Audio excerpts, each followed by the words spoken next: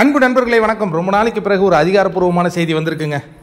அடுத்த big pass host, அடுத்த big host யார்? இன்று மாலை 6 மணிக்கு அப்படின்னு சொல்லிட்டு விஜய் டிவியினுடைய அபிஷியல் எக்ஸ் தளத்திலேருந்து இந்த தகவல் நமக்கு கிடைச்சிருக்கு. இன்னைக்கு 6 மணிக்கு அறிவிக்க போறாங்க யார் ஹோஸ்ட் பண்ண போறாங்க அப்படிங்கிறத.